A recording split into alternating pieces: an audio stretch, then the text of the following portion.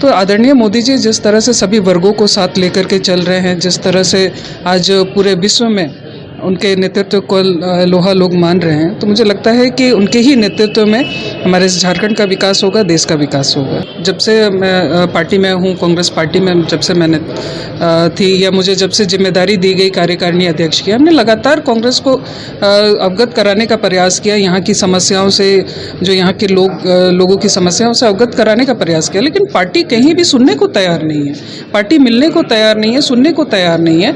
तो ऐसे में हम लोगों के पास में कोई रास्ता नहीं बचा था, कोई विकल्प नहीं बचा था। देखिए, कांग्रेस पार्टी उनकी नीतियाँ आज देश हित में नहीं है। जिस तरह से कांग्रेस पार्टी तुष्टीकरण की राजनीति कर रही है, जिस तरह से वर्गों को बांटने का काम कर रही है, तो ये कहीं ना कहीं आहत करने वाला है। क्योंकि हम लोग जनता के बीच में रहते हैं, लगातार जनता के सवाल होते हैं और जनता की बात को ही लेकर के हमने आला कमान को कई बार अवगत कराया कि ये हमें निर्णय लेना चाहिए राष्ट्र हित में, देश हित में, हमारे राज्य हित में। लेकिन आला कमान हमेशा मौन धारण कर लिया और किसी भी सवाल का जवाब उनके तरफ से नहीं मिला। तो ऐसे में हम लोग कैसे क्षेत्र का विकास करें या जनता समाज के लिए, राष्ट्र के लिए हम लोग कैसे काम करें।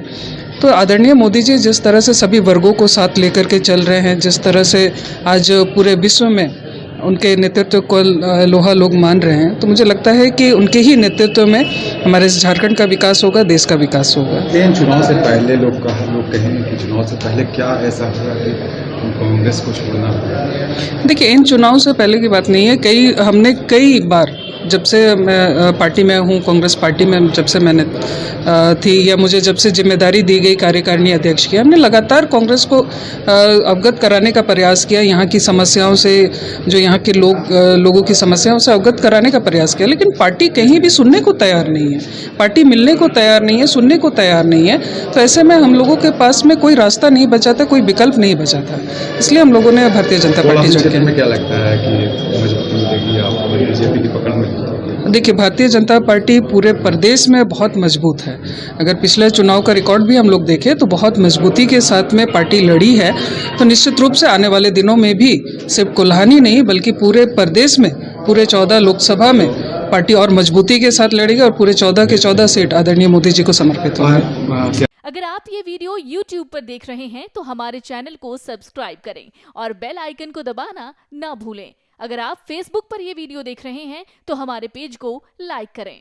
अगर आप ये वीडियो YouTube पर देख रहे हैं तो हमारे चैनल को सब्सक्राइब करें और बेल आइकन को दबाना ना भूलें। अगर आप Facebook पर ये वीडियो देख रहे हैं तो हमारे पेज को लाइक करें।